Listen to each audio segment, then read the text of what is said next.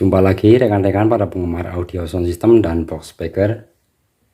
Pastinya kita pernah menghadapi situasi di mana kita harus memilih di antara dua pilihan. Seperti ini contohnya, kita pilih magnet kecil atau pilih magnet yang besar. Dan pastinya ini bukan hal yang mudah ya. Apalagi kita sebagai penghobi audio sound system, sudah pasti kita akan langsung terpesona melihat magnet yang cukup besar ini. Saya tidak bermaksud untuk membandingkan merek, kualitas, dan juga harga. Jadi ini hanya untuk sekedar agar kita bisa tahu untuk menyesuaikan sesuai dengan kebutuhan dan juga kemampuan. Kemampuan yang saya maksudkan di sini adalah kemampuan dari daya power amplifier kita yang akan kita gunakan untuk menghandle kedua speaker ini. Kalau kita akan membuat sound system kecil-kecilan yang mungkin hanya untuk antar RT, pilihan ini menurut saya sudah cukup bagus.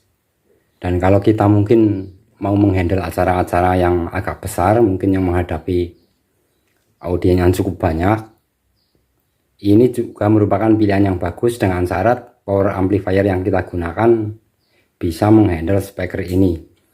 Karena kedua speaker ini untuk ukuran spoolnya sudah sangat berbeda ya, dan jadi untuk memakan daya power juga akan sangat berbeda. Ada satu hal lagi untuk pertimbangan kita untuk memilih di antara kedua speaker ini adalah sensitivitas atau SPL ya. SPL itu sangat penting kalau menurut saya. Jadi misalkan speaker ini berapa dB, ini berapa dB. Speaker dengan magnet besar, spool besar, otomatis akan menuntut power yang cukup besar. Berbeda lagi dengan hanya speaker dengan magnet kecil, spool kecil, otomatis akan bisa maksimal walaupun dengan hanya power yang kecil, karena memang untuk wattnya tuh RMS wattnya juga cukup kecil.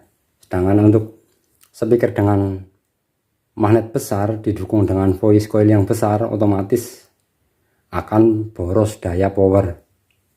Untuk jenis speaker seperti ini ya, dengan voice coil yang cukup kecil, ini misalkan kita hanya punya power rakitan 10 ampere untuk 2 channel 45 VAC misalkan. Kalau kita gunakan untuk menghandle speaker ini, tiap channelnya 2 biji, itu sudah cukup lumayan ya, untuk suaranya cukup keluar. Tapi kalau kita gunakan untuk menghandle speaker ini, pastinya power akan ngos-ngosan, dan untuk karakter asli dari speaker ini atau kemampuan asli speaker ini jelas belum keluar. Dan satu hal lagi, untuk speaker seperti ini juga menuntut box yang lumayan bagus untuk kualitas bahan yang digunakan untuk membuat box. Karena jika untuk bahannya kurang bagus, otomatis jika nanti kita menggunakan speaker ini didukung dengan power yang memadai, pastinya boxnya akan bergetar, dan itu menimbulkan suara menjadi kurang bagus. Bahkan jika salah, kedua speaker ini bisa saja menghasilkan suara yang berbeda. Misalkan speaker ini kita supply dengan power yang maksimal, dan ini hanya digunakan dengan menggunakan power yang sama dengan untuk yang mensuplai speaker ini, maka bukan tidak mungkin hasilnya ini akan lebih baik daripada ini, karena ini akan kurang daya dan ini dayanya kecukupan.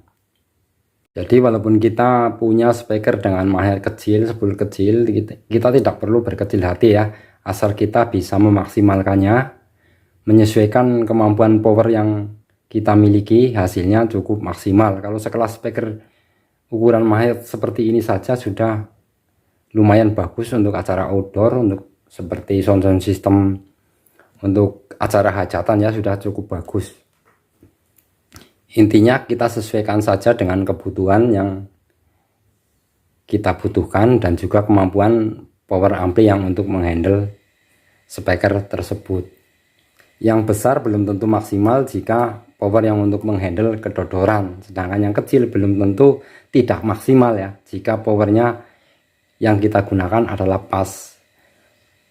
Pastilah akan bisa lebih maksimal walaupun magnet kecil, voice coil yang kecil.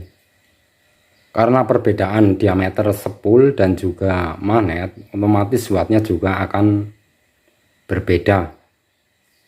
Diibaratkan sebuah mesin, ini adalah cc kecil dan ini cc besar. Untuk menempuh jarak yang sama, pastinya akan dibutuhkan bahan bakar yang berbeda, sedangkan jarak yang ditempuh adalah sama. Memang untuk ini akan bisa membawa lebih banyak ya, tapi dengan syarat dan ketentuan pastinya.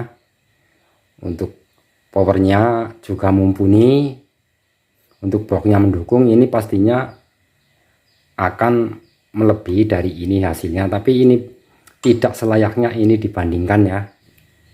Jadi sekali lagi pilihlah sesuai dengan kebutuhan dan juga kemampuan daya dari power amplifier kita. Dan untuk SPL ya, itu sangat penting, sangat perlu diperhatikan. Misalkan untuk speaker ini adalah untuk SPL nya 99 dB, dan untuk speaker ini adalah 95 dB.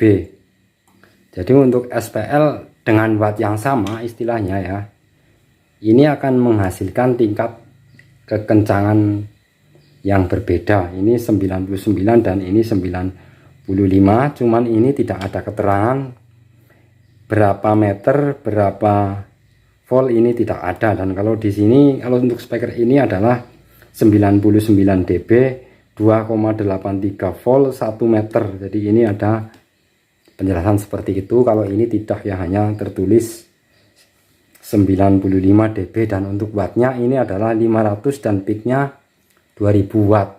Dan kalau untuk speaker ini 80 sampai dengan 160 watt.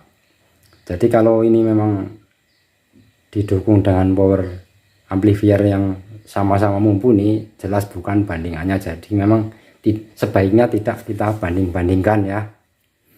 Sekali lagi, walaupun kita hanya punya speaker dengan magnet kecil, voice coil kecil, tapi tidak usah berkecil hati. Yang penting kita bisa memaksimalkannya, bisa menggunakan secara maksimal. Power amplifier kita mendukung, box kita mendukung, suaranya juga akan baik atau tidak mengecewakan, dan cukup bisa dikatakan lumayan bagus. Karena saya juga menggunakan speaker dengan spool yang kecil ya. Bahkan kalau menurut saya malah lebih mudah karena lebih ringan pada power, yang otomatis juga akan hemat pada dayanya. Silakan untuk teman-teman atau rekan-rekan penghobi audio sound system, jika mempunyai pendapat yang berbeda ataupun sama dengan pendapat saya, silahkan tuliskan di kolom komentar. Dan jangan lupa untuk like video ini. Begitu ya untuk pemahaman saya mengenai magnet kecil atau magnet besar. Dan barangkali untuk rekan-rekan berbeda pendapat, boleh-boleh saja, tidak apa-apa ya. Yang penting sama-sama untuk kemajuan bersama, untuk kemajuan sound system Indonesia. Terima kasih untuk yang sudah mampir, dan terima kasih yang sudah subscribe.